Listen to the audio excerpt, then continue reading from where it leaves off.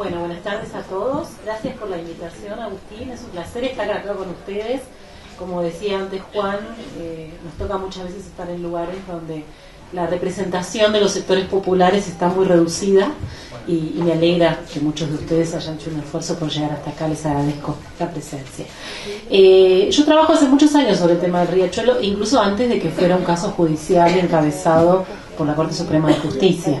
Recuerdo que era a fines de los 90 y yo trabajaba con una ONG en Villa Jardín, del otro lado del Riachuelo, y los problemas eran muy serios, eran problemas de vivienda, problemas de trabajo, las 3 T's de las que se habló hoy, pero también el problema de las inundaciones periódicas, ¿no? De cuando el Riachuelo desborda. Sabemos que es un río de llanura, de bajo escurrimiento, que tiene altos niveles de contaminación, está entre los 10 ríos más contaminados del mundo, así aparece siempre en los rankings, pero el problema allí, en aquel momento como ahora, respecto de los que viven en asentamientos populares, y que al estar localizados en las zonas bajas de inundación del río, bueno, cuando vienen las inundaciones arrastran ese agua contaminada, suben las napas, al no haber cloacas desbordan los pozos ciegos y representan un problema sanitario muy grande. Por aquella época yo trabajaba, mejor dicho, yo en esa época trabajaba con organizaciones de vecinos en Villa Jardín en temas de economía popular, con un grupo de familias que vivían en una escuelita, una escuela de bolivianos. Pero me sorprendía mucho este nivel de presencia, de persistencia de los problemas ambientales y la baja de problematización que tenían como tales. Después, años después, me tocó trabajar en el gobierno de la ciudad, en lo que fue la primera Secretaría de Ambiente y Desarrollo Sustentable, en un programa que era para el sur de la ciudad, cuyo tema central era el Riachuelo. Imagínense, el desarrollo sustentable para la ciudad, zona sur, el Riachuelo como la pieza ecológica fundamental a recuperar. Y por esa época, era la gestión Ibarra, lo que me impresionó muchísimo mirando el problema del otro lado del mostrador, desde las políticas públicas, fue que si bien eso figuraba como un tema, era el título de muchos de los programas, políticas de renovación urbana que se trabajaban en el gobierno de la ciudad, era una forma de nominar un problema que no tenía ninguna consecuencia práctica. O sea, en términos concretos no se hacía nada por el Riachuelo. Y eso me hacía evocar aquella historia fatídica que ya hubo con el famoso plan de los 1000 días de María Julia Alzogaray y todo el tema de los préstamos del BID que fueron subejecutados, y como que el Riachuelo es una especie de tragedia argentina, no solo por el nivel de contaminación y el daño que produce a la salud de las personas, sino porque está asociado a estos episodios tan tremendos de promesas incumplidas, episodios de corrupción. Entonces mi gran pregunta ahí como socióloga, haciendo investigaciones, era cómo era posible esta invisibilización, cómo algo que puede producir daño a la salud y que afecta sobre todo la salud de los más vulnerables, como recién decía Agustín, porque los que viven en las áreas más críticas de la cuenca son los que viven en asentamientos informales, como decía antes Juan, casi rellenos sanitarios, el problema de la basura, la falta de agua, la falta de cloacas, todos derechos sociales que son conculcados, pero que al superponerse con peligros ambientales implican grandes riesgos para la salud, daños a la vida, ¿no? Es la vida de las personas las que se pone en juego. Bueno, empecé a hacer investigación con organizaciones en la cuenca para ver por qué no se preocupaban por el tema, por qué no reclamaban. Después me di cuenta que sí, a veces los sociólogos o los investigadores no hacemos las preguntas que corresponde hacer, por eso no encontramos las cosas. En realidad sí había, ahí aparecieron muchos conflictos ambientales. El conflicto por el relleno sanitario en Villa Domínico, que fue un caso de los años 2002-2003, que los vecinos se reunieron y impidieron el cierre de los camiones a un relleno sanitario que estaba colapsado y generaron una discusión de grandes proporciones sobre el tema de la basura en la metrópolis de Buenos Aires. Ese cierre de rellenos dio lugar después a una ley de gestión integral de residuos sólidos urbanos y a que no se puedan instalar nuevos rellenos en la metrópolis de Buenos Aires. Bueno, no me quiero extender con eso. Y otro caso que nos llamó mucho la atención fue el de los vecinos de Lomas de Zamora, Lanús, Avellaneda, pero sobre todo en Lomas. Quizás algunos conocen la experiencia del foro hídrico de Lomas de Zamora. Una pelea que ya tiene 20 años de vecinos de mucho nivel de conciencia y de mucha capacidad organizativa, que a fuerza de tomas de ruta y de pelear antes con Aguas Argentinas, ahora con AISA y ahora también con Acumar, fueron logrando la extensión del agua y más penosamente y dificultosamente la de cloacas, porque en realidad lo que se necesita como inversión en infraestructura para la salud son las cloacas. Y ahí sí empecé a ver que el problema tenía visibilidad, pero de otra manera, en los propios términos que lo plantea la población. Después vino la Corte, declaró competencia originaria en el año 2004 y dijo que había que recuperar, había que avanzar en la recomposición ambiental del riachuelo, porque lo que había ahí era un derecho conculcado constitucional, ¿no? El derecho al ambiente sano es un derecho colectivo, está en el artículo 41 de la Constitución. Ese derecho es muy importante. Les pido que así como se hacen cargo de tantos derechos, también se hagan cargo de ese, porque implica que quien daña el ambiente tiene que recomponerlo, e implica que todos somos dueños de ese bien común que es el ambiente. No somos dueños de forma individual, sino de manera colectiva. Yo vivo en Villa Urquiza y sin embargo soy afectada por el daño que se le hace al riachuelo. ¿Por qué? Porque si bien no tengo condiciones tan críticas como el que no tiene agua potable o vive en un terreno inundable, el daño a una pieza ecológica fundamental como son las cuencas, los ríos, es un daño a la ciudad en su conjunto. Si estamos peleando por derechos a la ciudad, por ciudades más inclusivas, también necesitamos que esas piezas ecológicas fundamentales de las que depende la vida, el agua, las cuencas, sean conservadas, sean reparadas. Y esa es una obligación del Estado. Eso fue lo que la Corte dijo. Llamó a las 3 organismos con competencia en la cuenca y les dijo, eso fue muy interesante, ya van a ser 10 años el año que viene de la sentencia y ya son 13 de la declaración de competencia originaria, entonces ya es hora de ir haciendo algunas recapitulaciones de qué fue bueno y qué fue malo de esta causa. Lo que fue bueno de la causa fue que la Corte le dijo a los 3 gobiernos con competencia en la cuenca que tenían que presentar un plan integrado. Y por esa razón, toda la causa Beatriz Mendoza fue una causa en la que estuvieron involucrados el gobierno de la Ciudad de Buenos Aires, el gobierno de la provincia de Buenos Aires y el gobierno nacional. Muy rápidamente el gobierno nacional respondió creando la CUMAR. Claro, la CUMAR se creó muy rápido, casi sin un plan, y después lo que vino fue una larga cadena de improvisaciones que llegan hasta el día de hoy, ¿no?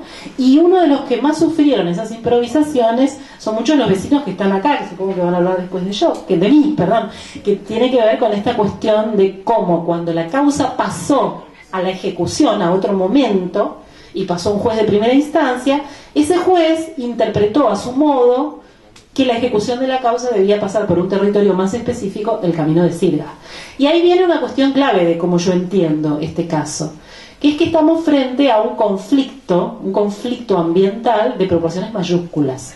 Porque cuando uno habla de recomponer un ecosistema en el que viven 8 millones de personas, donde hay 3 jurisdicciones involucradas, donde el daño al ambiente es la consecuencia de un modelo de desarrollo que ha seguido la metrópolis, que ha sido muy desigual, donde toda la riqueza se concentra en la ciudad autónoma y los peligros se exportan hacia la metrópoli, estamos frente a un conflicto de carácter estructural, donde de un lado están las empresas que contaminan y casi no pagan costos por ellos. En el lenguaje de la economía ecológica eso se llama externalizar los costos. Contamino, total yo puedo usar el agua libremente y nadie me controla y vivo en otro lugar.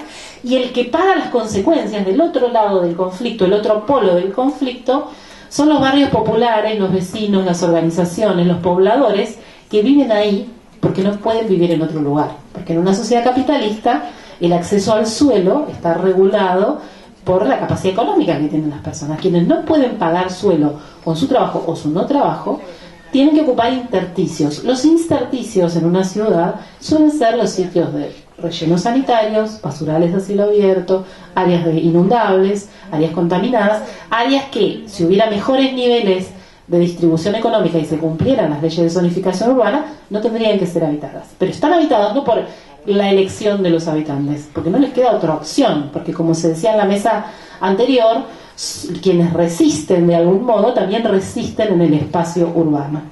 Y acá viene una tercera cuestión que me gustaría plantear, que tiene que ver con la manera con la que este caso fue planteando las cuestiones de derechos.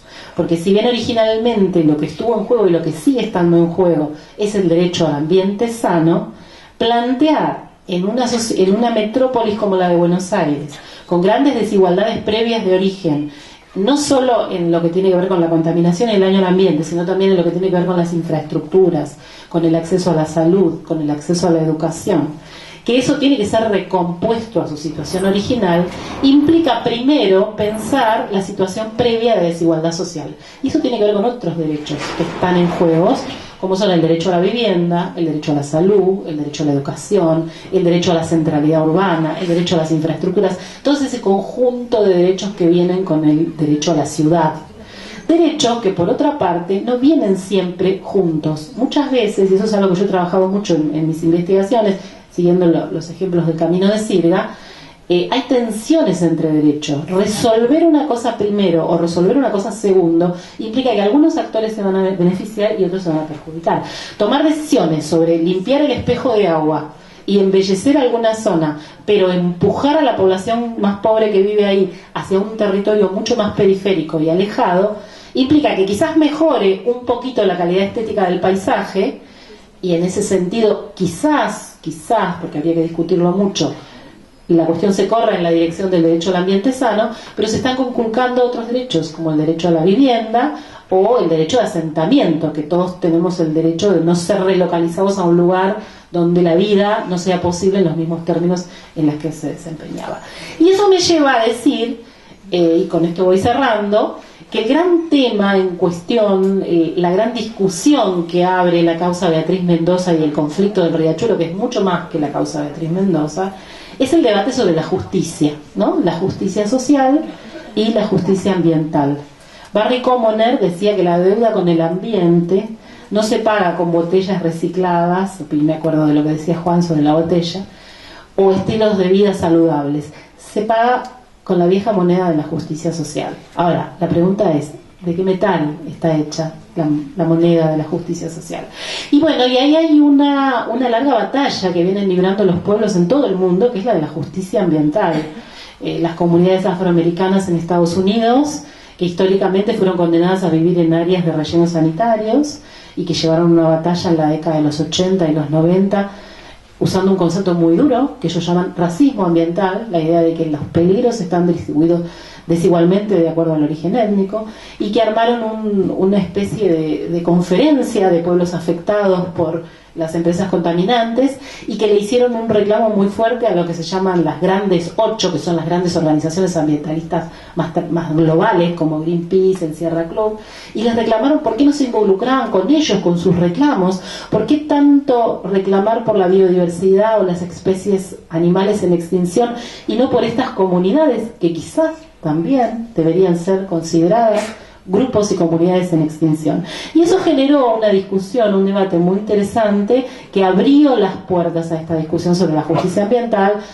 Eran otras épocas, hoy Estados Unidos otra vez está en un momento de retroceso de derechos, pero ahí se generó un ámbito dentro de la Environmental Protection Agency que fue toda una línea para evaluar justicia ambiental dentro de los programas de gobierno. Y algo parecido en la India con las mujeres que defienden los árboles, o en Brasil con el movimiento Cien Tierra y la lucha contra las plantaciones de eucaliptos que llaman desiertos verdes, o en Argentina todas las mujeres que lideran los movimientos de pueblos fumigados.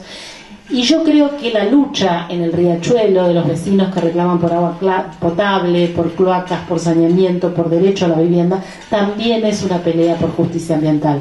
Porque lo característico de las peleas de la justicia ambiental es que son demandas en donde lo que está en juego es el derecho a la vida, el derecho a la reproducción de la vida en condiciones dignas, en donde hay una conexión muy fuerte entre los modos de vida locales y el ambiente. En ese sentido hay una autora que se llama Giovanna Di Ciro que dice: el medio ambiente para una comunidad originaria o para un vecino que vive en un asentamiento popular es el lugar donde vives, donde juegas y donde trabajas. Y un elemento clave, y sobre el que quizás vuelvan a aparecer algunas menciones en los compañeros que me van a continuar, la no aceptación a formas de compensación económica.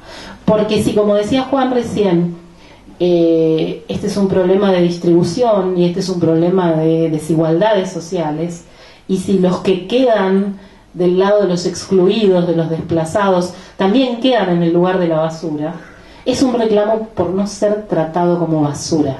Y ese es un reclamo por políticas de reconocimiento. La justicia ambiental también es el derecho a ser escuchado y el derecho a la participación. Una cosa que ha fallado muchísimo en esta causa Beatriz Mendoza. La propia Beatriz Mendoza está por publicar un libro, me tocó el honor de hacer un prólogo la semana pasada, en la que se queja amargamente por esto, porque dice, la causa lleva su nombre, pero su voz nunca ha sido escuchada en los tribunales. O sea, la forma que siguió la causa, que es muy propia de los espacios jurídicos, de los espacios cerrados, de las burocracias jurídicas, es que solo hablan los expertos, los que están en condiciones de hablar en la misma lenguaje jurídico.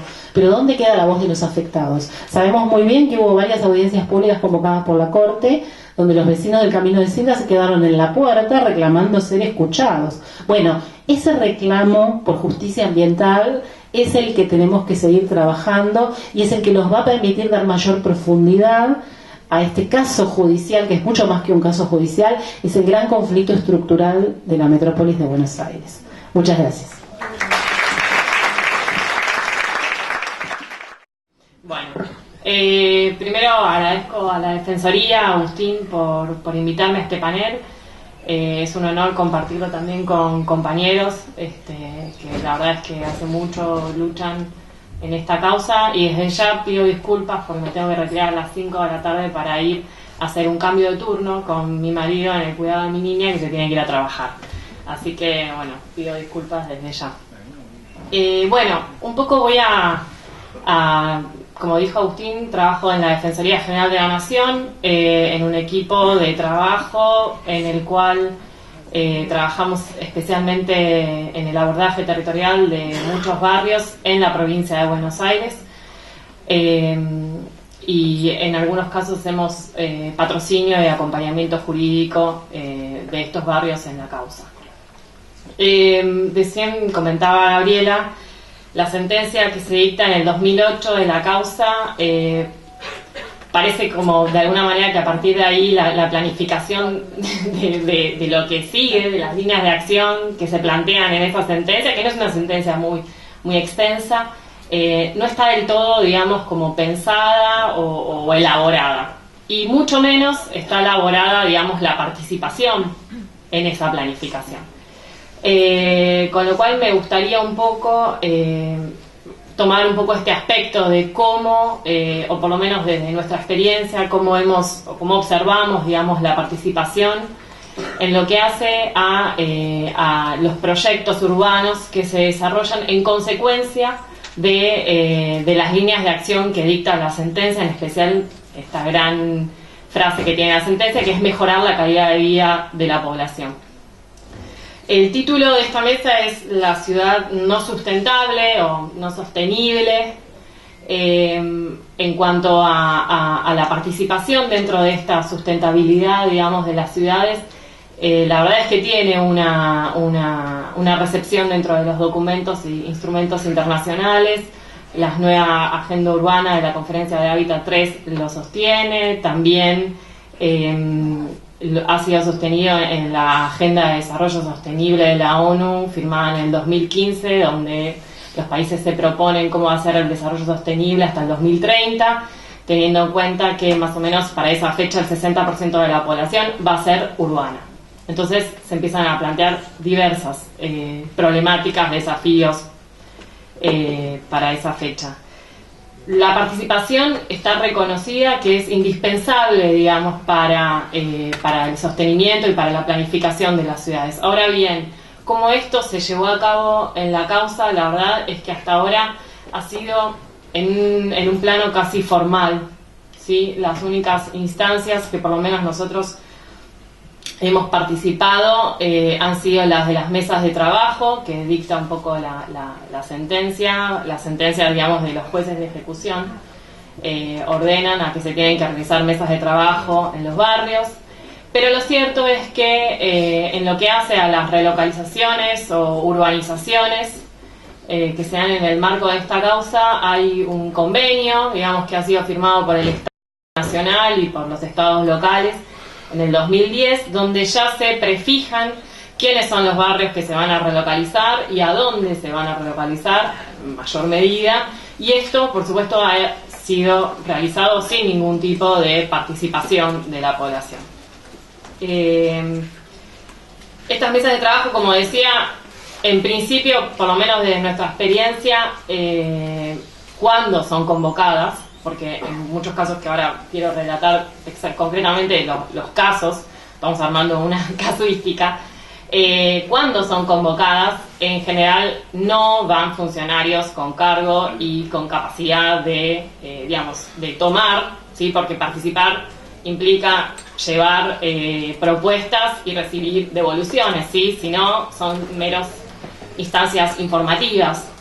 Hay funcionarios que no tienen cargo, digamos, para poder recibir estas observaciones, estas resoluciones alternativas que proponen los barrios, y por supuesto no se consideran, digamos, en ellas ni alternativas ni integraciones urbanas. Muchas veces, en algunos casos nos está pasando que ni siquiera se consideran en los proyectos infraestructura, es decir, se montan proyectos urbanos y no se piensa ni siquiera si llega el agua, si llega la cloaca, ¿sí? Mucho menos el gas. Tampoco se consideran los modos de construcción tradicionales, que en general son los modos de construcción que siempre son más requeridos y que pueden ser moldeables y que pueden ser reparados por las personas. Todos estos temas quedan siempre un poco de lado, con lo cual nos lleva un poco a la conclusión, o por lo menos esa está siendo nuestra hipótesis de trabajo, que lo cierto es que sin la real participación de los afectados, los proyectos urbanos no son sostenibles, no son sustentables, pero no solo desde un lugar retórico de derechos, que es muy importante, que hace a la ciudadanía, sino porque realmente, efectivamente, no funcionan los proyectos. O sea, cuando no se tienen en cuenta las formas de vida, las necesidades de una población determinada, ese proyecto va, necesariamente al fracaso. Voy a centrarme básicamente, muy rápidamente, en 6 casos en los que participamos. Los de mayor y menor sustentabilidad. El de menor y el del caso más paradigmático, me parece, es el de Villa Jardín, en Lanús. Hace poco, en enero, hubo una relocalización muy reciente. En Lanús hubieron otras relocalizaciones anteriores, pero esta es la relocalización más, importante en cuanto a cantidad de familias. Fueron 174. La participación, a su vez, hay otros ejes que están en el medio, me parece que tiene que ver con la organización previa y de base de los barrios, lo cual va necesariamente a incidir en la participación que se tenga en la causa, porque los barrios que a veces tienen menor organización generan menor participación en la causa. Aquellos barrios que están más organizados necesariamente logran mayor participación. El caso de Villa Jardín, la verdad es que, por lo menos por lo que nosotros vimos, la organización del barrio no era, suficiente, y lo que sucedió es que no se planearon comercios, no se planeó infraestructura, no se planeó desde el Estado, mucho menos del Estado con el barrio, las formas de trabajo que tenía el barrio. Todo esto hizo básicamente que en un reciente relevamiento que se hizo hace un par de semanas por el Instituto de la Vivienda de la provincia, en aras de empezar, el proceso de escrituración, una gran cantidad de las personas que fueron relocalizadas ya no viven ahí. O sea, de las 174 familias que fueron relocalizadas, cuyas viviendas en los 174 casos tenían deficiencias, sea de filtraciones, sea de equipamiento, las 174 tenían deficiencias, más o menos, no quiero dar un número, pero un gran porcentaje ya no vive ahí. Eso habla, de un proyecto urbano que realmente no es sustentable. Las personas a las cuales tenía que ir esa política pública, mejorar la calidad de vida, cerca de la mitad ya no están ahí. Entonces, eso es el fracaso absoluto, producto de la falta de participación, principalmente. Porque hay un saber en esa participación, un saber popular, que tiene que necesariamente tenerse en cuenta para poder planificar un barrio en donde la gente quiera efectivamente vivir. Muchas de las personas de Villa Jardín no querían vivir en ese proyecto urbano que estaba propuesto. Sarmiento, Esteban Echeverría, se planeó la relocalización absoluta del barrio.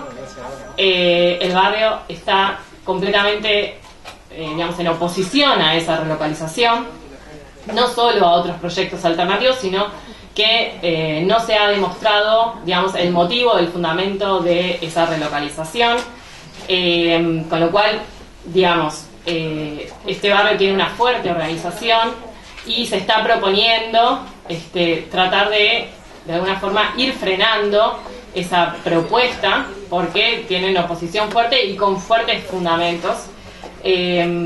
Hace poco pudieron convenir con AISA, acompañados con la Defensoría, de una red de AISA que pudiera mejorar la calidad de agua potable. Y las únicas propuestas de barrios que se le dan al Sarmiento es en un predio que se llama Juan Pablo II, que queda en una zona semi-rural, en la que, digamos, no tienen infraestructura. Se va a hacer una planta de tratamiento cloacal justamente para ese barrio, porque las cloacas no llegan. La parada de colectivos queda más o menos a 7 cuadras, la única línea de transporte que llega, y la calle de asfalto más cercana también es a 7 cuadras. O sea, es un lugar semi-rural.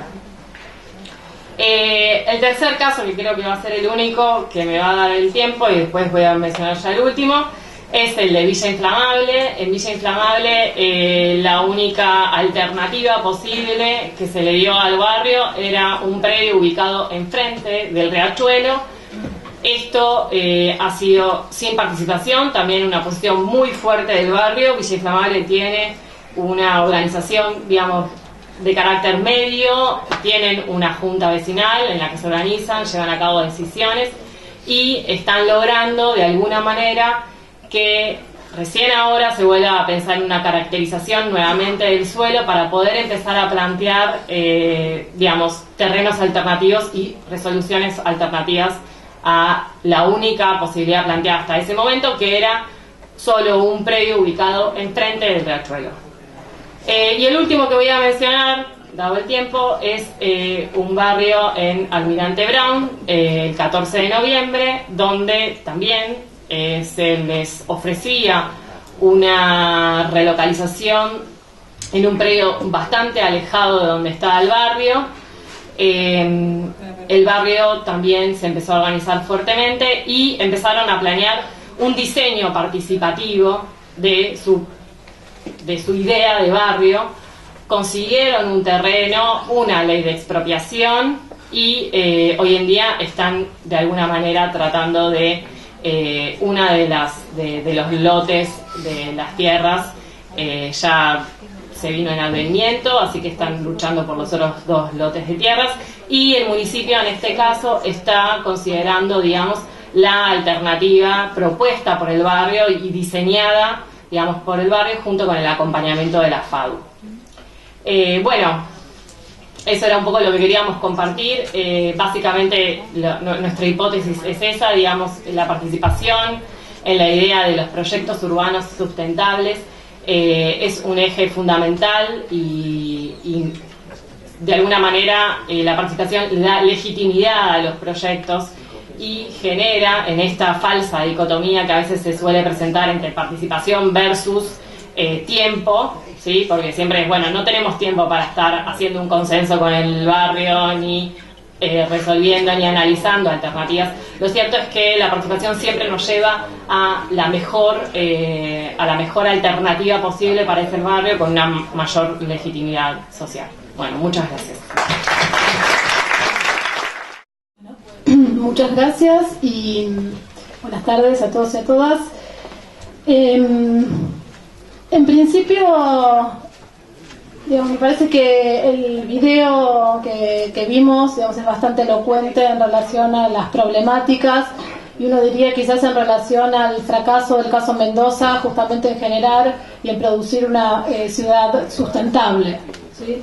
Creo que en ese sentido es un diagnóstico compartido en general, digamos, por los actores principales del caso y por supuesto por los propios afectados, que este caso, digamos, hasta el momento, y ya a casi 10 años, ¿no es cierto?, de su generación, no fue capaz, digamos, de producir soluciones habitacionales dignas, un hábitat capaz, digamos, de incluir una concepción basada en los derechos humanos, ¿sí? Y y dar, digamos, respuestas a los grupos más vulnerables que habitan la zona de Matanza Riachuelo y que se encuentran, digamos, en una situación de pobreza estructural y con sus derechos sociales básicos, no solo sociales, sino sus derechos, digamos, más fundamentales vulnerados. Y en este sentido, digamos, a partir de este diagnóstico, yo diría bastante compartido, si uno lee el informe del cuerpo colegiado a 9 años del fallo Mendoza, se plantean claramente, ¿no?, estas problemáticas en relación a la causa en general, pero en relación a las cuestiones de vivienda en particular y la cuestión del acceso a la ciudad particularmente. Frente a este diagnóstico, entonces, yo diría, ¿cuáles serían los problemas estructurales detrás de este fracaso, ¿no? Si tuviéramos que pensar en cuáles son las principales problemáticas, acá se fueron mencionando Gabriela, Mariel, ¿sí? Yo estructuré, digamos, esta cuestión en 4 ejes principales. Una tiene que ver con la ausencia o con una muy débil consideración del enfoque de derechos en la formulación de políticas, en la gestión de políticas vinculadas al hábitat y a la vivienda. Una segunda cuestión tiene que ver con el acceso a la justicia y la falta de participación de los afectados, que Mariel mencionó particularmente en los proyectos habitacionales que se llevan adelante, pero la otra cuestión de falta de participación fundamental tiene que ver con el acceso a la justicia, la falta de acceso a la justicia de los afectados en la causa ante la Corte Suprema y ante los distintos juzgados de ejecución. Una tercera cuestión sería la cuestión de la articulación entre justicia y política, ¿no? De qué manera ha funcionado en estos años la relación entre la justicia y los gestores y la política, digamos, los que tienen a su cargo en realidad llevar adelante esas políticas en dirección hacia un hábitat digno, la construcción digamos, del derecho a la ciudad. Y por último, también la falta de aplicación de ciertas normas locales que parecerían ser fundamentales también a la hora de generar este tipo, digamos, de concepción sobre el derecho a la vivienda y el derecho a la ciudad, que en este caso me estoy refiriendo a la Ley de Acceso Justo al Hábitat, particularmente, digamos, que se aplica en la provincia de Buenos Aires y que en principio es muy escasamente conocida por los funcionarios, también por las propias, digamos, por los propios destinatarios y escasísimamente aplicada en general y en el marco de la causa Mendoza en particular. Entonces, la primera cuestión que tiene que ver con la ausencia de un enfoque de derechos humanos o una muy débil consideración de este enfoque, ¿sí? Uno diría que en general ha provocado, digamos, una ausencia o la ausencia de una mirada integral del territorio, de una mirada integrada del territorio, ¿sí? Y fundamentalmente no ha provocado, digamos, un accionar deliberado de las autoridades que priorice la restitución de derechos sociales a las personas afectadas, ¿no? Que son, en realidad, desde un punto de vista de derechos humanos y desde esta perspectiva, quienes debieran ser primeramente atendidas, digamos, y donde los recursos debieran ir prioritariamente. Digamos, esto, si uno ve la causa y analiza la causa, no ha sido el criterio fundamental que ha guiado las actuaciones. La gente no ha sido prioridad en el caso, sino más bien que uno diría que han quedado relegados a un segundo plano, ¿no? Quizás por la mirada más bien ambiental del caso, ¿no? Esta falta de mirada en relación a la injusticia ambiental, etcétera. Finalmente, digamos, deriva, o finalmente no, o desde un principio deriva en que la gente no sea puesta como foco de la causa Mendoza, ¿sí? Sino más bien como cuestión más bien secundaria o marginal, relegada, etcétera.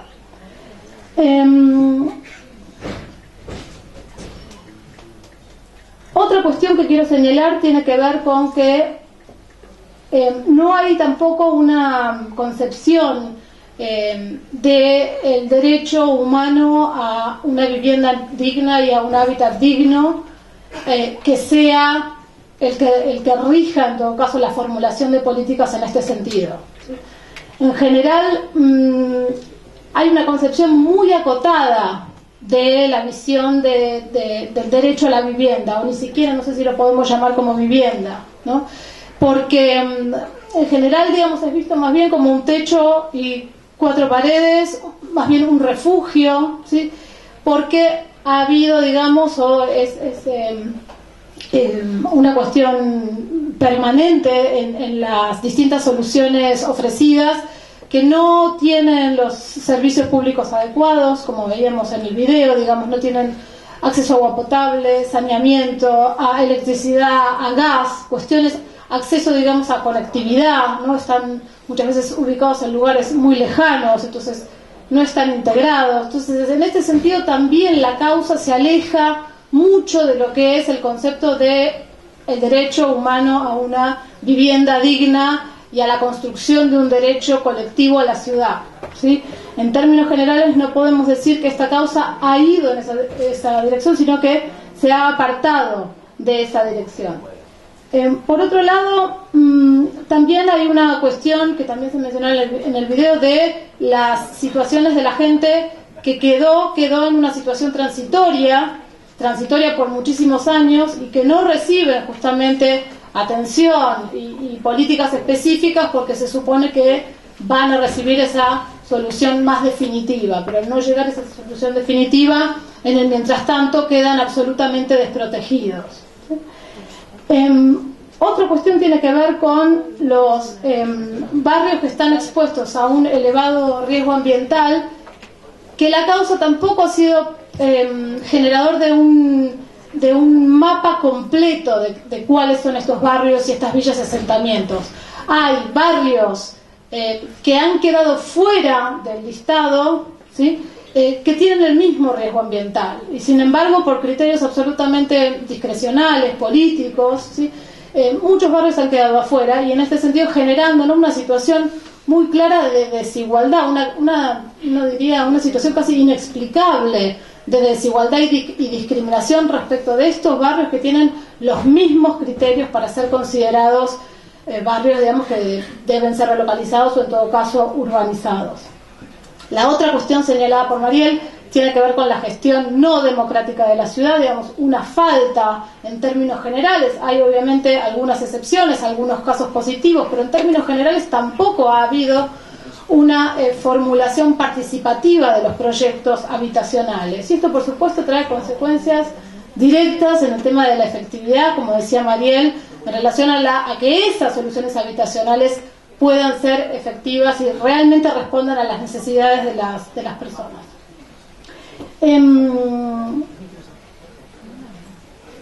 Y no hay protocolos todavía, al día de hoy, no hay un protocolo general que haya adoptado Acumare. Si bien hay protocolos en ciudad, en provincia, no hay a 9 años un protocolo para aplicar en toda la cuenca y en todos los barrios. Es un déficit también importantísimo y también inexplicable. Bueno, la segunda cuestión tiene que ver con la falta de acceso a la justicia, ¿sí? Esto es también, yo diría, un problema estructural que además se enlaza obviamente con la falta de ausencia de un enfoque en materia de derechos humanos.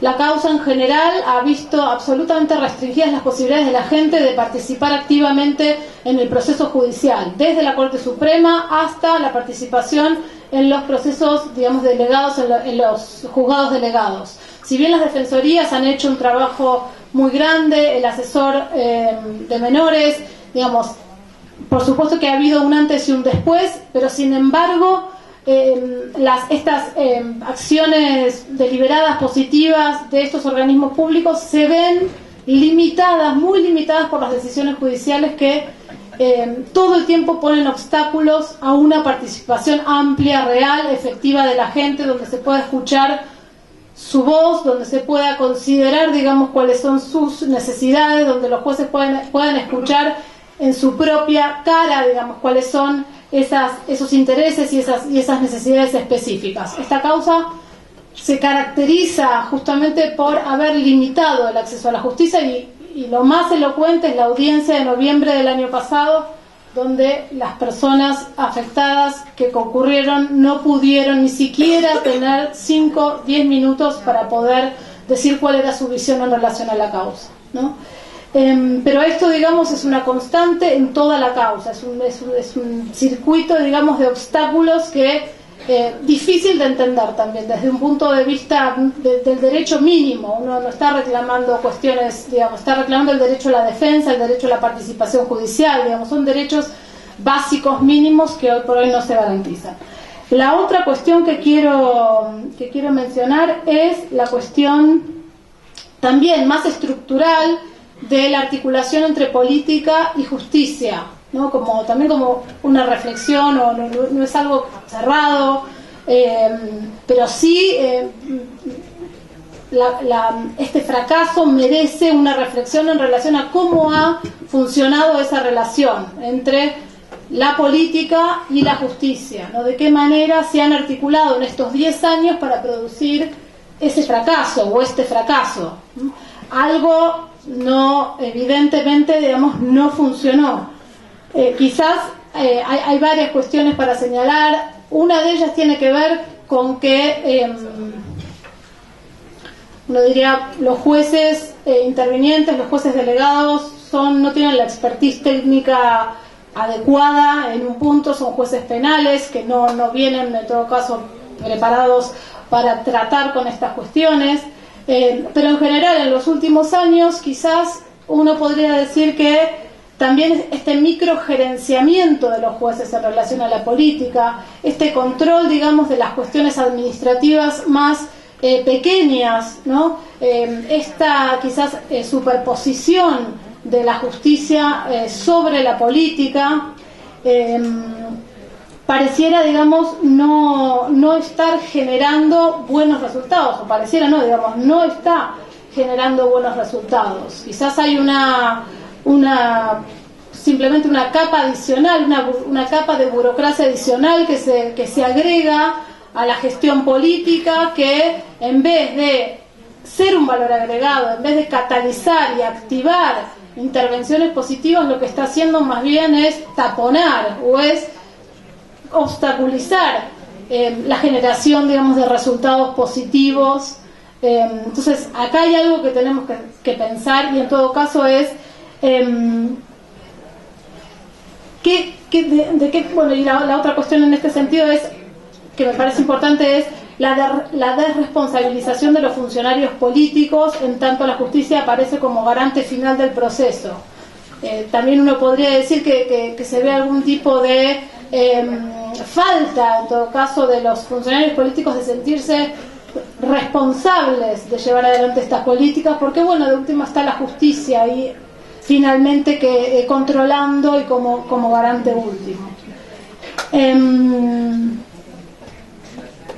Entonces, no sé, pensar un modelo más efectivo, ¿no? Creo que mirando para adelante, porque también hay que salir de este atolladero. Por otro lado, estamos planteando el diagnóstico, todos estamos de acuerdo, hay muy pocos resultados positivos en términos, digamos, de derechos sociales básicos, es un gran fracaso. Entonces también, bueno, nos tenemos que dar la tarea de pensar, bueno, qué modelo de justicia y política podría ser un modelo más óptimo en términos de resultados y de garantía de derechos básicos. Más política y menos justicia, quizás sea esa una vía, digamos, permitir que la justicia, ¿no?, se corra un poco del caso, y entonces dejar actuar más a la política, y entonces generar quizás un proceso de control más organizado, más previsible, con audiencias públicas donde los funcionarios políticos se sientan realmente compelidos, digamos, y obligados de una manera más sustantiva de lo que están siendo hoy por hoy. Repensar también este proceso de ejecución que no ha tenido grandes, digamos, ha sido muy asistemático en términos de las audiencias públicas, de los requerimientos de la Corte Suprema. No ha habido audiencias cada tanto, uno no sabe cuándo, por qué. Entonces quizás repensar también un modelo de ejecución de sentencias que sea, de esta sentencia en particular, digamos, que sea más previsible, más ordenado, y también con indicadores más precisos. O sea, esta es otra cuestión de la causa muy visible y que también, uno diría, quizás explica parte del fracaso. ¿Cómo se mide el cumplimiento? ¿De qué manera ha medido la Corte Suprema, y no solo la Corte, los jueces de ejecución, si ha habido avances, no ha habido avances? O sea, lo ha hecho de manera muy asistemática, todo medio a ojo, ¿sí? Con muy poca información, digamos. Realmente la información producida en relación, el cuerpo colegiado ha hecho un gran trabajo en este sentido, de producción de información en relación a pero también sin parámetros muy claros, ¿sí? ¿Cuándo va a terminar esta causa? ¿Sí? ¿En base a qué? ¿Sí? ¿En base a qué edad? ¿En base a qué indicadores? Entonces, esto también es otra tarea pendiente. No hay precisos de resultado que uno pueda tener en cuenta para medir de manera más objetiva y más precisa los avances de la causa. Tiempo. Dos cosas. Hay un estudio interesante de un sociólogo colombiano que se llama César Rodríguez Garavito, que ha estudiado los procesos de ejecución de sentencias estructurales en Colombia, donde también ha habido no solo ha habido varios procesos estructurales, y donde básicamente él, analizando en forma comparativa distintos procesos, llega a la conclusión de que el mayor nivel de ejecución tiene que ver con modelos de justicia que han sido más experimentalistas, en el sentido de menos intervencionistas, ¿sí? Menos verticalistas, ordenando exactamente qué hacer a los poderes políticos, a los poderes públicos. Se ha retraído en todo caso y ha ordenado, sí, por supuesto, sobre la base de ciertos principios, de ciertas órdenes generales, pero que no ha intervenido, digamos, en la micropolítica y en la gestión así muy cotidiana, digamos, de los problemas o de las políticas mismas. Y por otro lado, procesos de ejecución donde la participación social es, digamos, un factor muy importante. Procesos que han tenido una gran apertura en términos públicos y donde se han generado distintas comisiones de seguimiento con representación de distintos actores de la sociedad, los afectados, pero también, digamos, otros actores institucionales. Y por último, para cerrar, el tema de la ley de acceso justo al hábitat. Esta ley es una ley que tiene muchísimo potencial, es una ley que claramente recepta el derecho humano a la vivienda y a la ciudad. Es una ley que tiene mucho potencial en términos también de redistribución de la renta urbana, de plantear una concepción de la función social de la propiedad, de la distribución equitativa de beneficios y de costos. Es una ley que plantea fuertísimamente la cuestión de la participación y de la gestión democrática de la sociedad, de la gestión democrática de la ciudad, generando y estableciendo distintos mecanismos de participación, por ejemplo, para la integración sociourbana de villas y asentamientos a través de mesas de gestión. Es decir, es una ley que claramente podría potenciar y ser utilizada. Lamentablemente, como yo decía al principio, esta ley casi no es considerada. En términos generales, en la provincia de Buenos Aires es muy poco conocida, es muy poco aplicada, y por una investigación que nosotros estamos haciendo en la Universidad de Lanús, dentro del proceso Mendoza, en el municipio de Lanús y en el municipio de Lomas de Zamora, esta ley prácticamente no existe. Digamos, es un mundo aparte. ¿Sí? Son como ámbitos diferenciados. Esta ley no toca todo lo que tiene que ver con las políticas de la causa Mendoza. ¿Sí? Y claramente se debería ir en dirección a que la ley de acceso justo al hábitat se aplique en toda la provincia de Buenos Aires, obviamente, pero se aplique en el proceso de la causa Mendoza, porque es absolutamente pertinente. Y estas normas locales que uno diría incrementan derechos, ¿sí?, deben ser considerados por los gestores municipales o provinciales que tienen en sus manos la definición de las políticas habitacionales. Bueno, me quedo ahí, gracias.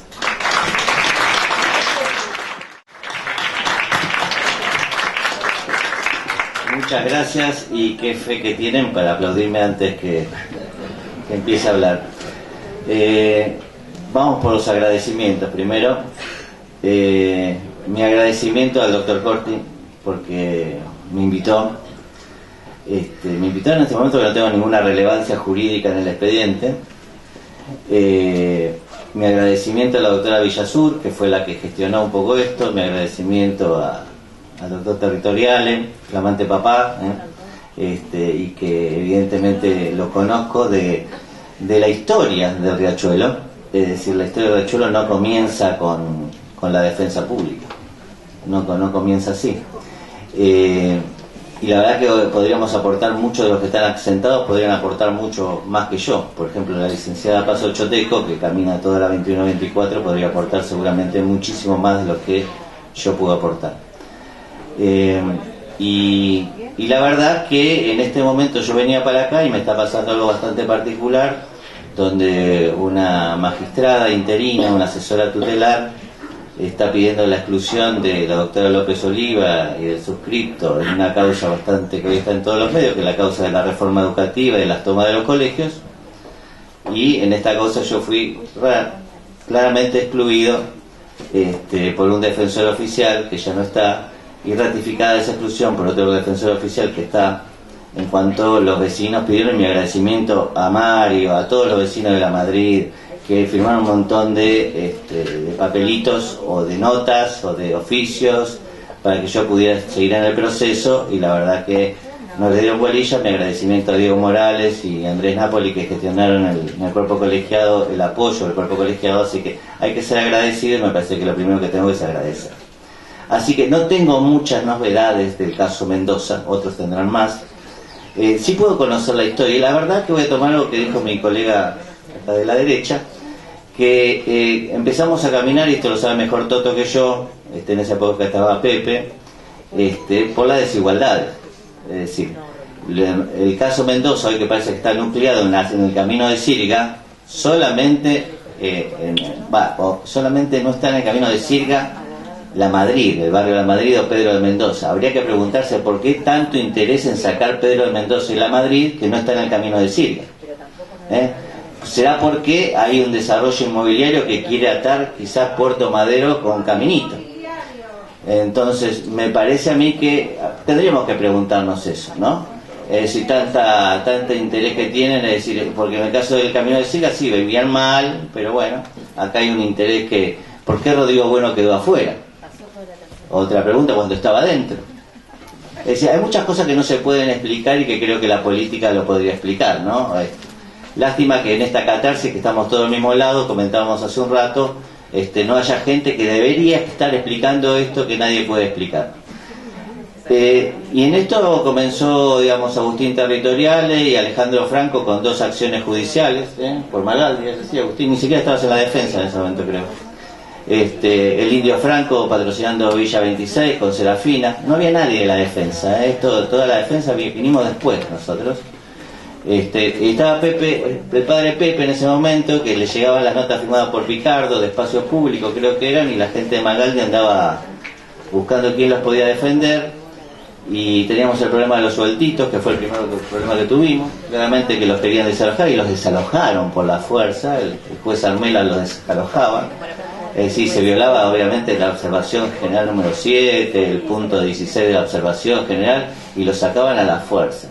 Así arrancó el caso Mendoza para la gente, no de otra manera. Nosotros estábamos re lejos de todo esto. Quizás algunos que caminábamos los barrios, como Agustín, como María de la Capela en ese momento, el Indio Franco en la 26, yo acompañando quizás a Pepe y a Toto en la 21-24 más que nada, nos enteramos de casualidad porque eran los primeros abogados que tenían a mano. No era porque tampoco iban a la defensa, éramos los primeros abogados que tenían. Y así empezaron 2 causas donde la Corte Suprema, esto que dice, yo por ahí no voy a conseguir con lo que dice Julieta, o la postura que trajo este colombiano de que un poder judicial que se retraiga. Acá nunca estuvo activo el poder judicial. Acá la Corte nunca recibió a los que verdaderamente deben participar, que son los vecinos. Les tiene miedo. No sé, serán muchos morochos para gente que vive quizá de San Juan y Directorio para el otro lado, de Córdoba para allá. Entonces queda mucho más lindo por ahí, dice, no, recibimos a los abogados, a los defensores, que cobramos fortuna también en tribunal, cobramos muy bien, y son los que lo patrocinan, y somos como, digamos, los glóbulos blancos del sistema. Contenemos a la gente para que la gente en definitiva no se enoje, porque para que no reclame sus derechos y los constituya, porque los derechos que están en la Constitución no se ganaron en tribunales, se ganaron en la calle. Entonces esta corte, que nunca se dio, salvo ahora, parece ser que está preocupada porque, ¿y por qué puse el caso Furlan en mi presentación? Puse el caso Furlan porque hay una clara violación al plazo razonable. No hay un plazo razonable en la ejecución de sentencia donde se habla en Furlan. La Corte debe ser denunciada, el Estado argentino debe ser denunciada, porque se violaron todos los propios plazos que se puso la Corte con su juez de ejecución.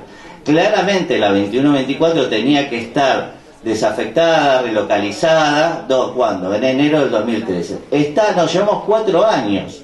4 años de incumplimiento claro respecto de la relocalización de la 2124. Seguramente, como me dijo el otro día el presidente del IBC, que está trabajando, reconozco esto, me dijo en el 2019 van a estar todos. Bueno, entonces tiene que haber vivienda para todos. Para esos chicos que fueron censados en el 2011 y que hoy ya son casi adultos y tienen su propia familia, eso que llamamos nosotros los desgloses. Tiene que ver porque la omisión y la demora fue del propio Poder Ejecutivo nacional y local. Acá no está tampoco afuera del Poder Ejecutivo nacional con otro color partidario, también hay que decirlo.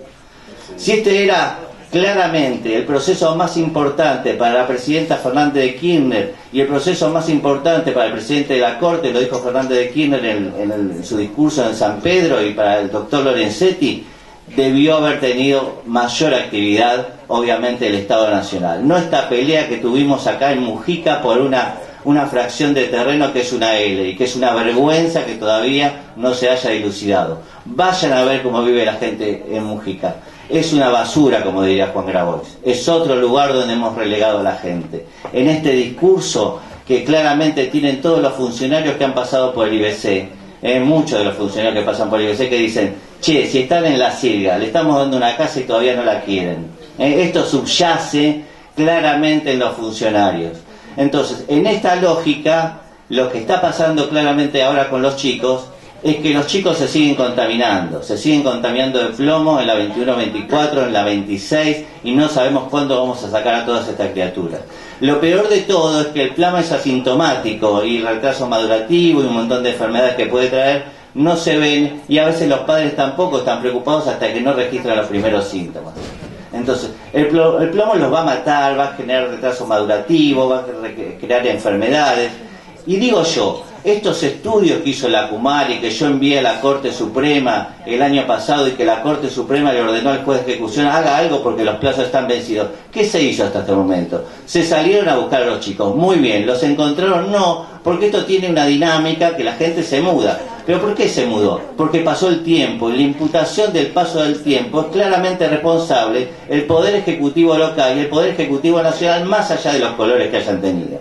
Evidentemente, hoy nos encontramos en una sesión claramente de fracaso, de un fracaso institucional. ¿Y cómo miramos este fracaso? Lo tenemos que reagruparnos desde la defensa pública, claramente es así. No pelearnos más, por favor. Es decir, alguna vez tuvimos alguna idea con Sebastián Tedeschi, espero que no lo sancionen a Sebastián Tedeschi, porque voy a decir, de crear la Kumar de la defensa. Es decir, que la Procuradora General en algún momento, de ese momento de Provincia de Buenos Aires, se reuniera con la Defensora General de la Nación, con la Asesora General Tutelar, con el Defensor General Tutelar, y ¿por qué no los fiscales? Los fiscales que tienen, obviamente, la obligación de la defensa del interés público. Hoy está Abramovich, bienvenido sea. Pero mucho tiempo no tuvimos nada de ese lado. Entonces me parece que tenemos que empezar con la verdadera cuestión, que es la exigibilidad de los derechos que nos da el caso Mendoza. Y exigirle a la Corte que cumpla y al juez de ejecución que ponga multas, que ponga sentencias, porque en definitiva lo que estamos haciendo es sacar resoluciones sin ningún tipo de apercibimiento. Tráigame dentro de 20 días el papelito de cuántos gente vamos a relocalizar de la 26, tráigame el listado de aquello, tráigame el listado de lo otro, pero en definitiva si no cumple no hay sanción. Entonces, como diría Kelsen, si no hay una norma y no hay sanción, es como si no existiera en definitiva. Y esto también debemos ser los defensores más creativos. El déficit que tenemos nosotros es que frente a la diversidad no fuimos lo suficientemente creativos. Tenemos que ser más creativos. ¿Para qué? para intentar hacer justicia. El derecho solamente sirve si le podemos dar justicia a la gente que nosotros defendemos y representamos. Es solamente una idea. Yo sé, disculpen los que están acá si no coinciden con lo que estoy diciendo, pero claramente tenemos que transformarle la vida a la gente, mejorarle la calidad de vida en lo ambiental, en lo sanitario, en lo educacional. Los pibes que van a la escuela y no tienen ni siquiera transporte para volver porque el IBC y el Ministerio de Educación no coordinan. Se hacen las relocalizaciones y sobre las relocalizaciones tenemos que conseguir el transporte escolar. Ni siquiera piensan ni tienen la lista. Uno no le pasa la lista al otro. Dice, es una cosa vergonzosa. Si ustedes van a las mesas de trabajo, son mesas de trabajo informativas.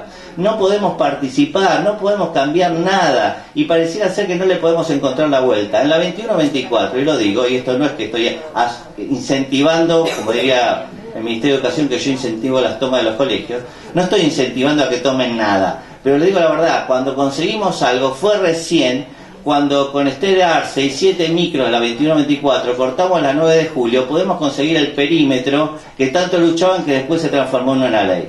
Digamos, los derechos se consiguen en la calle. Yo lo que le pido a la gente es que nos tenga paciencia a los defensores, que le debemos mucho nosotros a ustedes, porque nosotros cobramos por lo que hacemos. Ustedes son todos los días que están ahí, pero organícense. Generen delegados, generen representantes, nos tienen que exigir y nosotros tenemos el deber de ser más creativos para ustedes.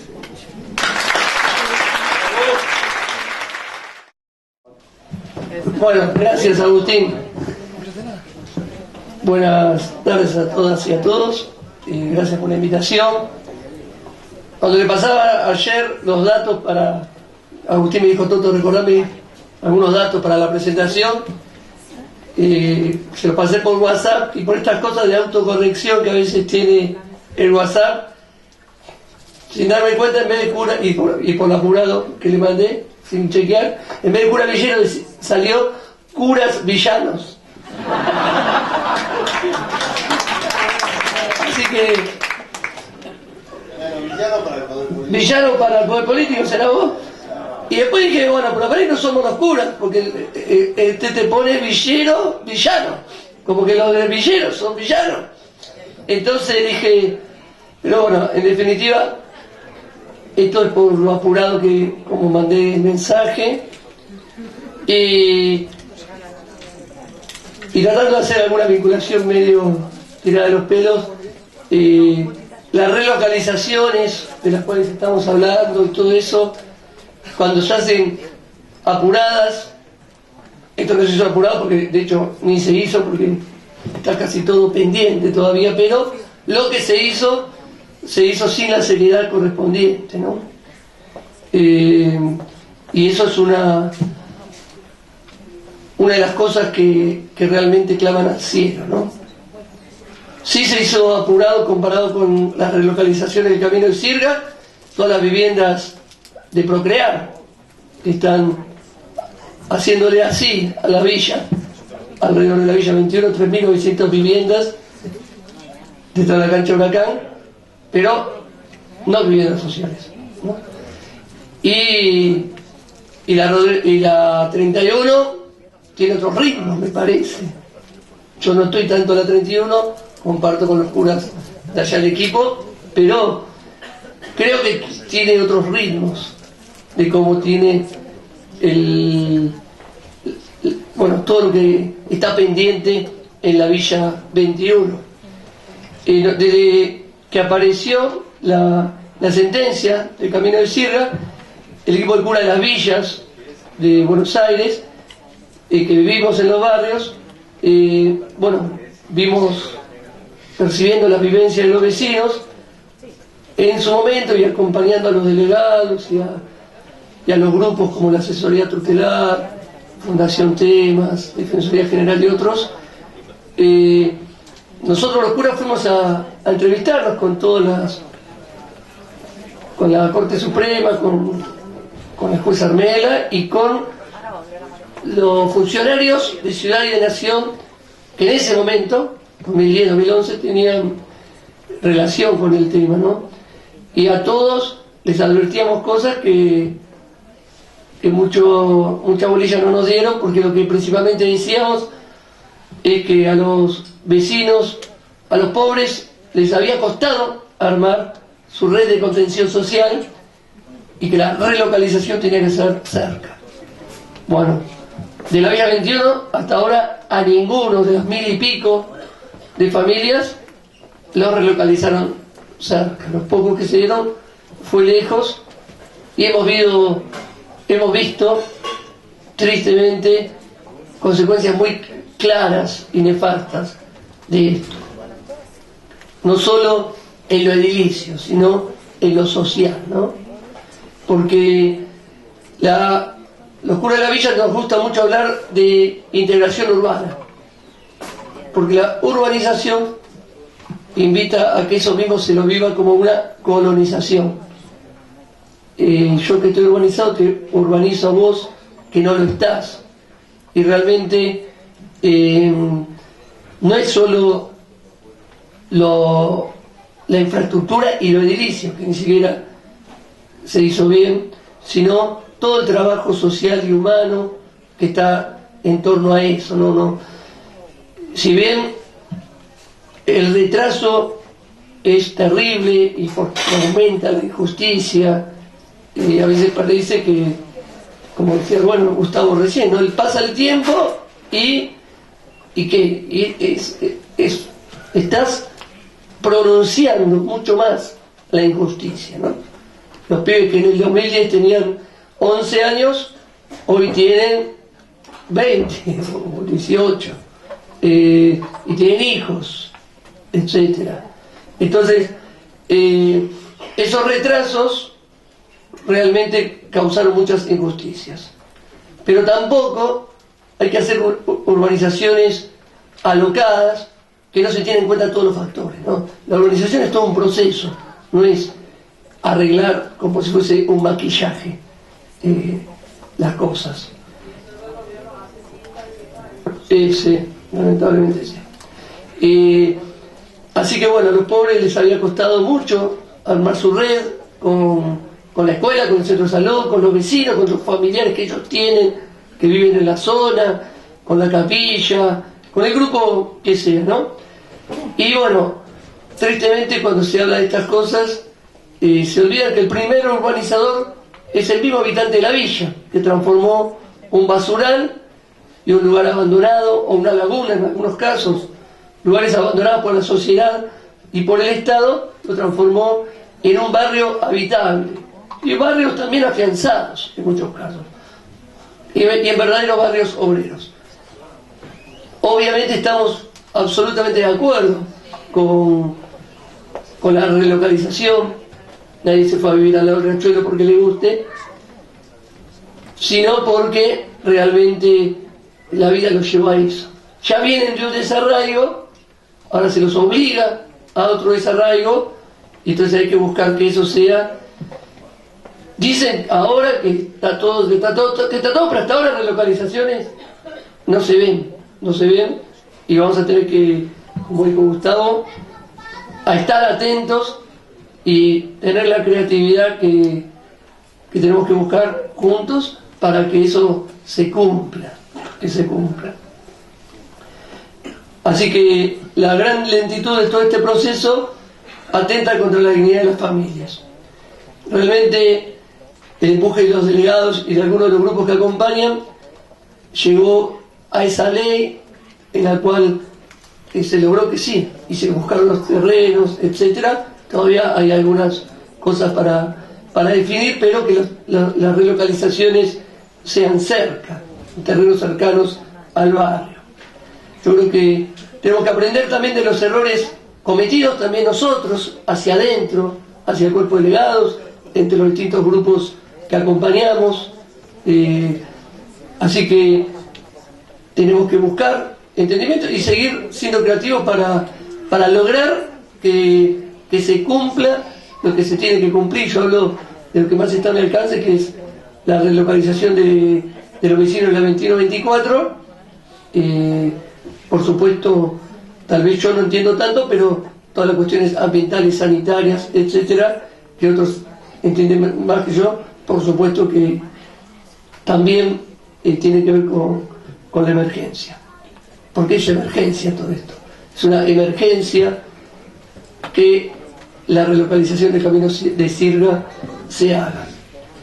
No podemos admitir más retrasos en esto.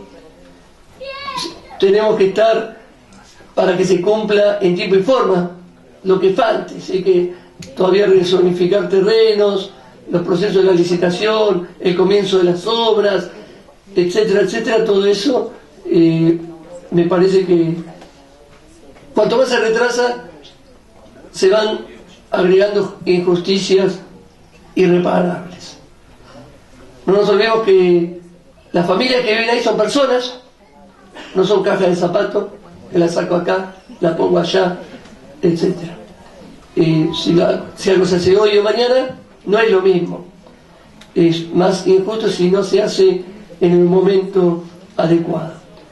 Así que es mucho lo que muchos de los que están acá hicieron y hacen por esto, pero tenemos que seguir buscando caminos y por supuesto sabemos, y como dijo Gustavo, esto es no solo el gobierno que está en ciudad y el que está en nación. Nosotros habíamos pedido los terrenos en el gobierno nacional anterior, donde hoy se está haciendo Procrear, habíamos pedido para que ahí se aprovechara para la gente del Camino de Sirga, lo más cercano incluso que todo lo que hay ahora. Pero bueno, tampoco fuimos escuchados en esto, así que me parece que es importante que lo tomemos como una emergencia real. Gracias.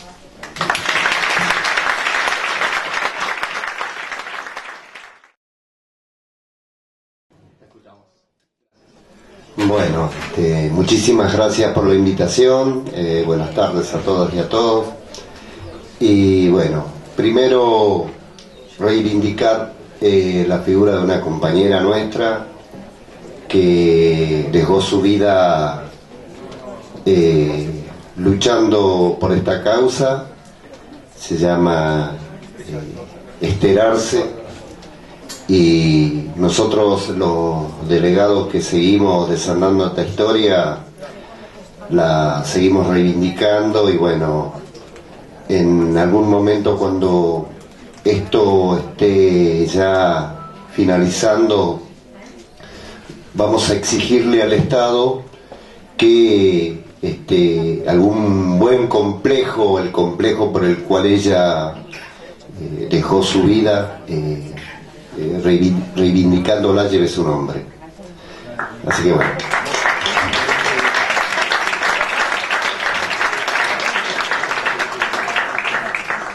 Yo voy a usar unas palabras.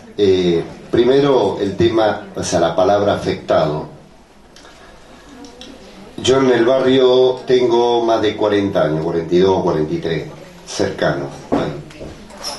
Y en el 2009, 2010 me di cuenta que era un afectado. Antes, lamentablemente, digamos, estábamos contaminados, pero no teníamos muy claro el tema de la palabra afectado. Lo que sí queda en claro que jamás fuimos los contaminantes. Así que en ese sentido fuimos lo que en realidad transformamos, desde lo autogestivo, desde el compromiso solidario que se da en ese tipo de barrios en donde comulgamos vecinos de distintos lugares del país y de países hermanos fronterizos, y donde formamos una simbiosis bastante interesante en lo cultural, en lo social, en lo religioso, y que de algún modo transformó esa parte de la ciudad, y que yo siempre digo que tiene característica propia, y me alegro de ser parte de ese colectivo. Después voy a usar la palabra que escuché de Juan Grabois y que tiene mucho sentido, que es la palabra resistencia. Nosotros en el barrio, en la época de la dictadura, pudimos parar una erradicación. Nosotros en democracia de ningún modo vamos a permitir una erradicación. Eso que quede claro, y eso es resistencia. Con el efecto resistencia pudimos conseguir la ley 5172, por la cual, peleándole palmo a palmo al Estado idiota que hay veces es, y lo sigue siendo después de casi 10 años, color ideológico, pudimos conseguir esa ley. Nos ayudaron muchos, nos ayudó Paz, nos ayudó el doctor Gustavo Moreno, nos ayudó Agustín, nos ayudó Pedro, nos ayudó Mario de la Defensoría, ahora nos ayuda Horacio, nos ayuda Luis y tantos otros compañeros, nos ayuda Laura. Y bueno, tenemos de ese bagaje quizás mucho más grande, enormemente, como una cartelera de acá de la Avenida Corriente, bien luminosa, la palabra resistencia. Y eso es lo que hacemos, resistir, y dando valor a esa Constitución que en el 94 se modificó, y en donde a nosotros, nosotros lo pudimos entender, la resignificación de los derechos, agradeciendo ese acompañamiento enorme de los compañeros, porque para nosotros son compañeros los nombrados anteriormente. Y vamos por más. Y hay veces nos da risa el accionar del Estado idiota que a veces nos está gobernando. Respecto, por ejemplo, tenemos en Mundo Grúa, en la calle Iguazú, 128 viviendas terminadas. O sea que 128 familias podrían ser ya relocalizadas. Pero este gobierno pone el carro adelante y los caballos atrás. No tenemos los servicios. O sea, están las viviendas listas, pero no tenemos la cloaca, no tenemos el agua, no tenemos el gas. Y bueno, ese tipo de miradas políticas que tiene el poder político, en donde, sostenimiento de la cosa pública, tienen esta mirada de bobos, es la que demora todo. Y también, digamos, en contra nuestro, obra también que otros estamentos del poder, como ser la Corte Suprema de Justicia, también no hace respetar sus fallos, porque el fallo condenó al Estado y el Estado se ríe de la condena que generó todo esto. Ahora tenemos la promesa de que a fines de su mandato el jefe de gobierno Rodríguez Larreta dice que va a relocalizar a todos. Yo honestamente no lo creo. A fuerza de ser sincero y desayunarnos en las reuniones que los estudios del suelo todavía no están avanzados, y jugamos el juego de la oca. Avanzamos, retrocedemos, avanzamos, retrocedemos, pero el poncho todavía no aparece. Pero bueno, estamos obligados,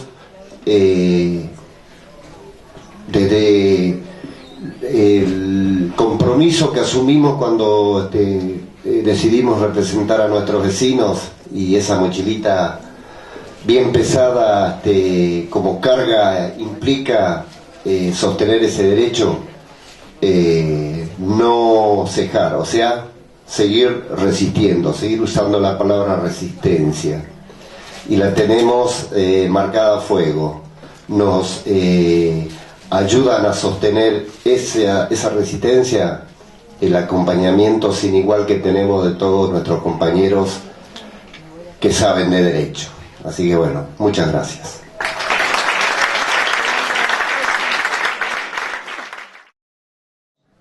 Bueno, buenas tardes. Me pregunto, el nombre de este encuentro, debate, charla, no hubo nadie que me haya explicado lo que significa.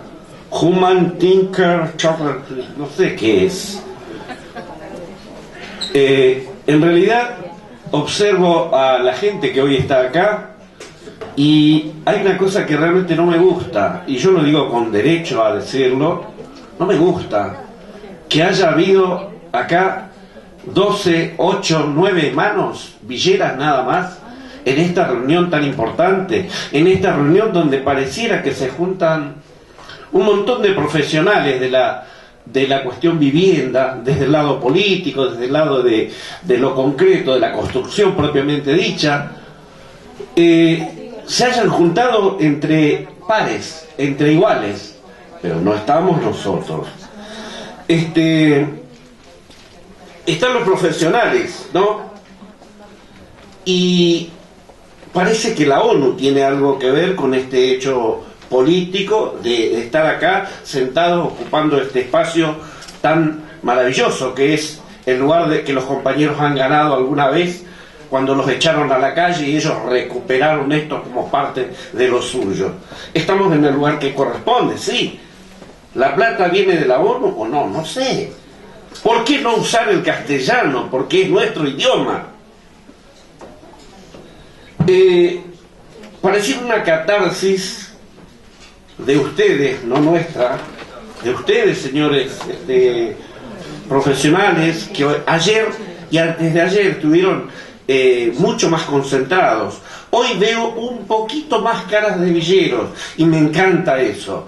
Y yo les voy a pedir a ustedes, con toda sinceridad, les voy a pedir que en próximos encuentros, debates, charlas o como se llame esto, nos convoquen, porque si van a hablar de nuestro derecho a la vivienda digna, permanente, definitiva, se nos convoque a nosotros, que somos quienes nos duele el alma cada día que salimos a pelear por ese derecho, y por sobre todo porque pretendemos con toda la sinceridad de nuestra alma, pretendemos que no quede una sola vecina o vecino, por más necesitado que esté y por más que no pueda pagar jamás una vivienda de las que exigimos que sean dignas, permanentes y definitivas, que esa gente también lo obtenga, porque de eso se trata el derecho, y el derecho tiene que ser horizontal,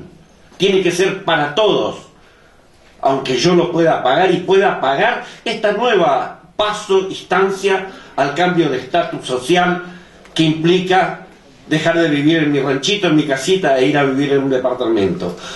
Pretendo el mismo derecho, la misma cosa para toda mi gente, para toda la gente villera, como yo, como somos, con el compañero desde toda la vida, 40 años él, 30 y no sé cuántos yo, que vivimos en nuestro barrio. Realmente, hubo mucha injusticia en todos estos años, hubo mucha injusticia, mucho dolor, mucha bronca. Este joven que hablaba antes lo hablaba desde el modo profesional, desde el lado de quien ha defendido villeros. Yo lo digo desde el lugar que me corresponde. Yo sí, como Mario, hemos tenido muchas broncas que pasar y aguantarnos. Y quiero hacer pasar de este lugarcito de bronca y irme al de la justicia y al agradecimiento. Mario se encargó de nombrar a todos creo que le faltó a algunos, yo no voy a poder nombrar a los que faltó, pero tenemos muchos agradecimientos a cada uno de los que él nombró antes, pero yo quiero extender este agradecimiento por sobre todo a un amigo, que en algún momento a alguien se le ocurrió que molestaba, porque no sé qué razón habrá tenido este señor para pensar así, y quiero que se reivindique y que cada uno al que le corresponda se conceda la obligación a sí mismo de hacer que el doctor Gustavo Moreno esté con nosotros como corresponde permanentemente, desde el primer día y hasta el último día. Por favor, pido. El doctor Gustavo, gracias. Gracias por esa humanidad que siempre tuviste.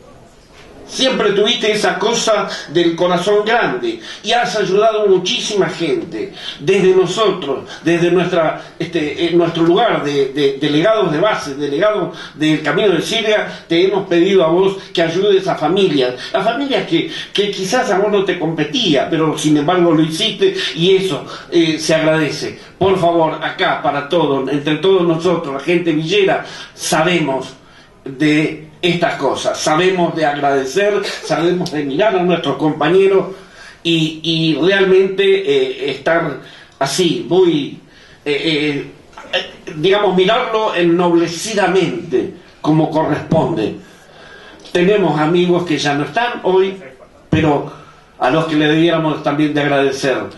Quiero, compañeros, a los compañeros villeros, a mis hermanos villeros de todas las villas de Capital Federal, cada una de los que hoy tienen el problema y que no son atendidos por el Estado, por nación, por provincia y por ciudad, unámonos y hagamos que nuestras voces de una vez por todas sean fuertes y sean escuchadas, porque Gustavo lo dijo. Las únicas veces que hemos ganado, y la razón por la que hemos ganado alguna cosa, es porque nos enojamos y salimos a la calle, tomamos y nos dimos el gusto de cortar la 9 de julio, aunque fuera tomados de la mano unos con otros, para lograr cubrir esos 100 metros que cubrimos. Pero así ganamos algunos derechos, y hoy hace que no solamente la Corte Suprema, que nunca nos tuvo a nosotros como parte de esta cosa que es la cuestión derecho de los villeros,